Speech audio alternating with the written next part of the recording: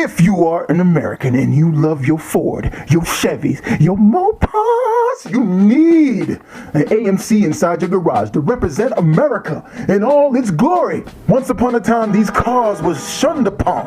When we looked upon these cars when we were younger, we didn't think that these cars would climb the mountaintops. But since we are older now, we understand that these cars have purpose. And now we long for one to have one in our driveways, and it represented America.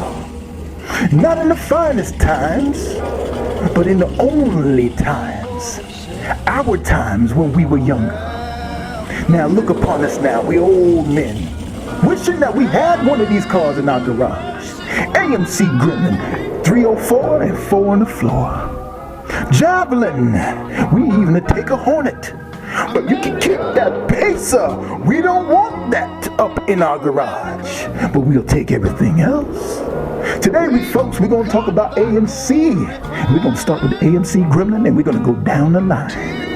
Now, on to Brother BST to talk about the AMC. Thank you so much, Deacon Hubcaps, for giving me that wonderful introduction on the AMC. American Motors Corporation, AMC, was an American automobile company formed by the merger of Nash and Hudson Motor Company on May 1st, 1954. At the time, it was the largest corporation merger in U.S. history. AMC competed with the Big Three. Regarded as a small company, it exploited special market segments left unattended by the giants. They were known for their wacky design work, but very simple. The engine combinations was either a straight 6 or V8. But a lot of other things crippled it, like the suspension. But it wasn't like poor manufacturing. They just didn't have enough money to be able to manufacture to compete with the Big Three. They didn't have like elaborate commercials and anything and girls walking around the cars, but a lot of women bought the cars because they were just simple, small. And also, I think the coolest trim package in the world was Levi's in one of these cars. You can't beat that. But nevertheless, the Gremlin had a V8. Mind you, it was a subcompact car with a V8. The only true subcompact V8 muscle car. Other cars have to get swapped in your garage.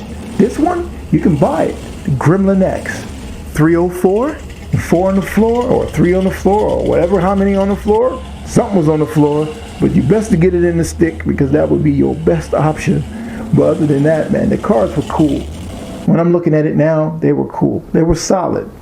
What I think all of these cars lacked was suspension. Like the Gremlin, it was just suspension and brakes. If you had upgraded the suspension and brakes, this car would be awesome. And then you had some other cars out there, like the Javelin. The Javelin was just the meanest muscle car in the world to me at the time. I was like, look at this strange car with the red, white, and blue on it. The car was just badass. That suspension on that Trans Am series car, if they just implemented just a third of that suspension in the production cars, the cars would have been amazing. But to take it back just a little bit to 1965 with the AMC Rambler Marlin. Now this car here is sweet. This is something looking like your great, you know where I'm going with this. Look like your grandmother would drive this way back in the day. It's a real smooth car. And I know what you guys are thinking. Dude, that ain't nothing but a Plymouth Barracuda. And you're right. It is very similar to the Plymouth Barracuda. I mean, really bad. But the only difference is that it's pillarless. So, you know, it has its own little thing, but the interior is sweet, and it does come with a V8, man, and it's awesome now. The AMC Hornet became an important vehicle and platform for AMC, serving the company in one form or another for 8 years until the 1988 model year. It would outlast other compact platforms from the competition, including Chevy Nova, Ford Maverick, and Plymouth Valiant. The Hornet was also the basis for the AMC Gremlin, Concord Spirit, and the all-wheel drive AMC Eagle. The AMC Hornet served as an experimental platform for the alternative fuel and other automotive technologies. Hornets were campaigned in various motorsport events and some corporate support. A hatchback model also started in an exceptional stunt jump in 1974 James Bond film, The Man with the Golden Gun. Whoa!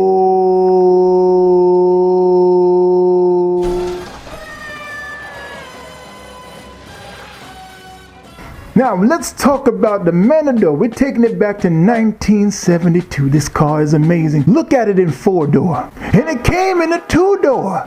Everything about this car was perfect. The lines, everything was perfect. Things were good then. 60, early 70s, it was awesome. Beautiful cars, beautiful cars. And then something happened in 74. They took a Pacer and a Matador, locked it inside of a garage on Valentine's Day. Then 9 months later, certain animals should not mate and procreate. Inbreeding plagues this car brand. Sometimes it comes out good, sometimes it comes out bad. But with this car right here, it came out good. But now if you take a Maverick and a Pacer, it creates a pinto. Thank you for that brief description of the birds and the bees, Deacon Hubcaps. Anyway, let's carry on. 1980, AMC partnered with Francis Renault to help finance their manufacturing operations to obtain much needed capital and source of subcompact vehicles. By 1983, Renault had controlling interest in AMC. After the 1983 model year, AMC branded focused entirely on all-wheel drive autos. Anywhere under the sun. Anywhere. Come on.